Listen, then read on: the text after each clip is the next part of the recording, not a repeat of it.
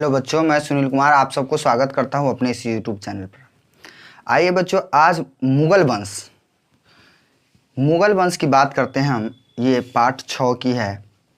इसमें मुगल वंश जो है, मुगल वंश के संस्थापक जहीरुद्दीन मोहम्मद बाबर को माना जाता है। देखिए, बाबर जो है उसका नाम वास्तविक बाबर नहीं था। बाबर का जो नाम है वह जहीरुद्दीन मोहम्मद था। ये बाघ की प्रवृत्ति की तरह, जैसे बाघ नोचता है ऐसे कोई चीज़, वैसे बाघ की प्रवृत्ति की तरह ये हमेशा आक्रमण करने के प्रवृत्ति के था। क्योंकि पहाड़ी इलाका में इसका जन्म हुआ था, इसीलिए तुर्की भाषा में उस प्रकार की प्रवृत्ति को बाबर कहा जाता है। बाघ की प्रवृत्ति को बाबर कहा जाता है, इसीलिए इसका नाम फेमस हो गया बाबर से। ठीक, इसका नाम है जहीरुद्दीन मोहम्मद। इसका नाम है जहीरुद्दीन मोहम्मद, फेमस है बाबर नाम से। ठीक है, इसके पिता का नाम उमर शेख मिर्ज़ा। इसका टाइटल था मिर्ज़ा, उमर शेख मिर्ज़ा। ठीक, माता के नाम कुतुब निगार खानम, कुतुब निगार खानम। इसके माता के नाम कुतुब निगार खानम था। और इसका जन्म 14 फरवरी कितना में हुआ था बच्चों? 14 फरवरी 1483 ईस्वी को फरगाना में हुआ था। फरगाना एक छोटा सा राज्य था। इनके पिता उमर शेख मिर्ज़ा के मृत्यु 1494 ईस्वी को हो जाता है। तब महज बाबर 11 वर्ष के होता है। 1494 में मृत्यु के बाद, अपने पिता के मृत्यु के बाद, बाबर एक छोटा सा राज्य फरगाना, वहाँ का शासक बनता है। शासक बनाने में उसकी दादी जो थी एहसान दौलत बेगम, उसकी काफ़ी योगदान है। उसी के द्वारा उस गद्दी पर बैठाया गया। बाबर बहुत महत्वाकांक्षी प्रवृत्ति के व्यक्ति था, इसीलिए तैमूरों के जो राजधानी थे, इसके पूर्वज के जो राजधानी थे समरकंद, वहाँ आक्रमण करने की ओर चल पड़ा। वहाँ आक्रमण करने के बाद ये क्या हुआ कि वहाँ 100 दिन तक विजय पाया समरकंद पर, परंतु 100 दिन के बाद सैवानी खां या उज़्बेक इसको हरा दिया, जिसके कारण वहां से इसको भागना पड़ा। महत्वाकांक्षी प्रवृत्ति के था,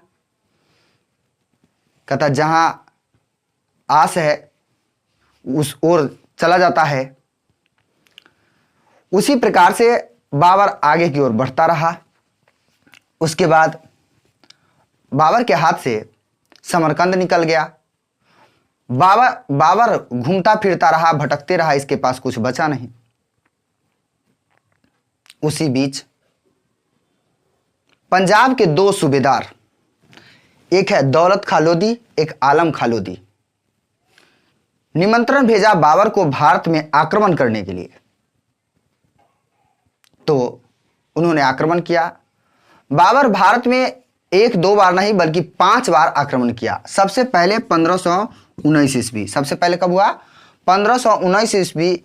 यूसुफ जाई जाति जो पाकिस्तान वाले क्षेत्र में उधर पड़ते हैं, उस समय भारत ही था पाकिस्तान वाले क्षेत्र में, वहाँ यूसुफ जाई जाति जो था, वहाँ पर बाजौर और भेरा था, वो किला था बहुत बड़ा।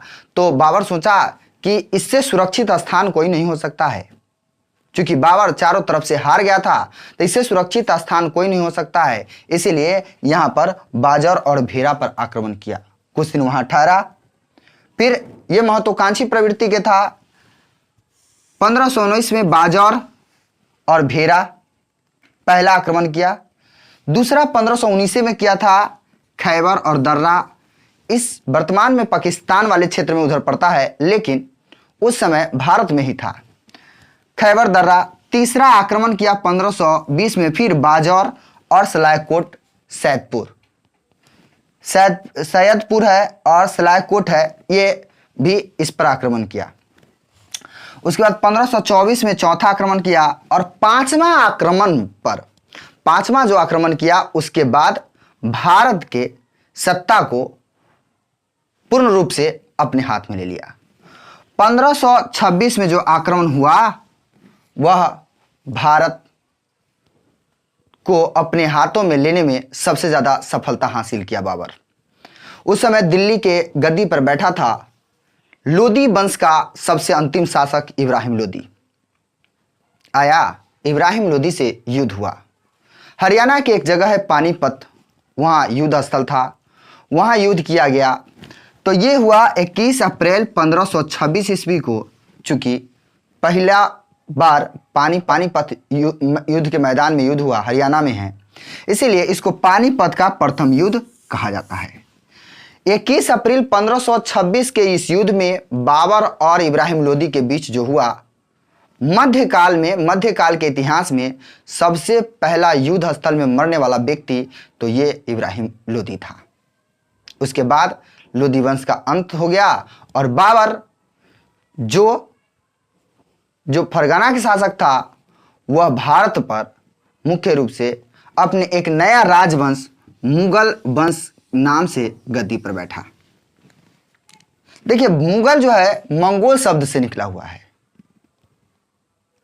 और बाबर को चगताई तुर्क कहा जाता है, क्योंकि पिता के ओर से, पितृपक्ष की ओर से तैमूर जो लंग था, तैमूर जिसको तुर्क के था, तुर्क का तैमूर के तुर्क के पांचवा वंशज माना जाता है। मतलब इसका बाबा जो था, बाबा की ओर से या पिता की ओर से कहिए, तैमूर का पांचवा वंशज था।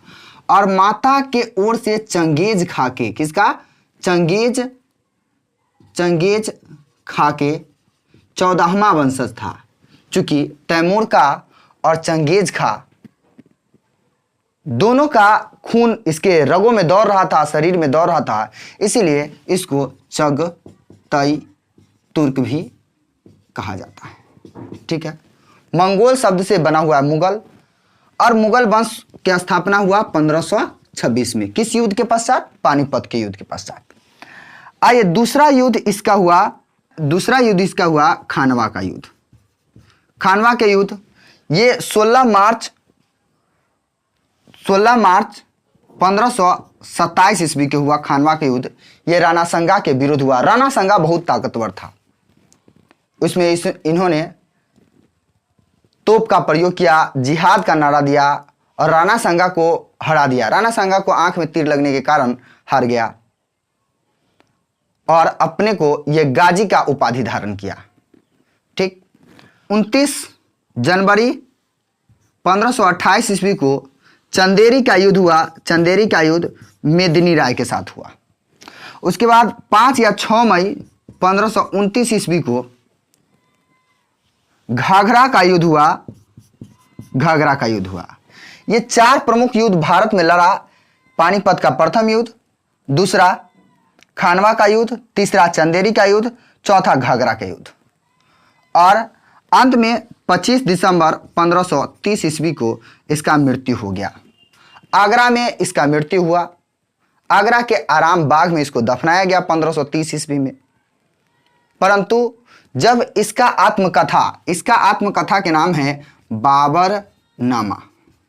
ठीक, ये तुर्की भाषा में लिखा है। किस भाषा में लिखा है? तुर्की भाषा में। बाद में अब्दुल रहीम खान ने इसका अनुवाद किया अपना।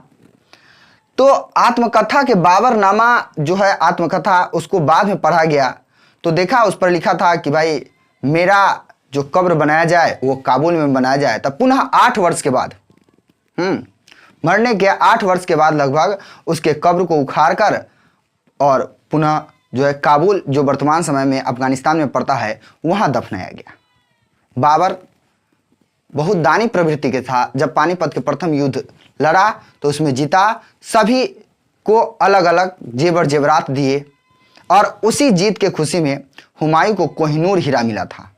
इसी दान प्रवृत्ति के कारण बाबर को कलंदर भी कहा जाता है। चार बाग शैली है, चार बाग शैली के जन्मदाता कहा जाता है। ये बगीचा उगीचा लगाने में बहुत रुचि रखता था, इसीलिए उपवन मतलब बगीचा होता है, उपवनों का राजकुमार कहा जाता है। इसका शासनकाल 1526 से लेकर 1530 ईस्वी तक हुआ रहा। बाबर बेचारा जब तक जीवित रहा तब तक युद्ध लड़ता रहा। अंत समय जो 1530 ईस्वी की घटना है, बाबर जो पहाड़ी इलाका में जन्म लिया था और पहाड़ी इलाका में पला पोसाया था, यहाँ पर उसका जलवायु, भारत में उसका जलवायु साथ नहीं दे पाया। दूसरा, इतना युद्ध लड़ा कि शरीर जर्जर हो गया। तीसरा, नशा कुछ लेने के कारण इसका स्वास्थ्य 1528 से ही बिगड़ने लगा और 1530 में अंततः इनकी मृत्यु हो गई।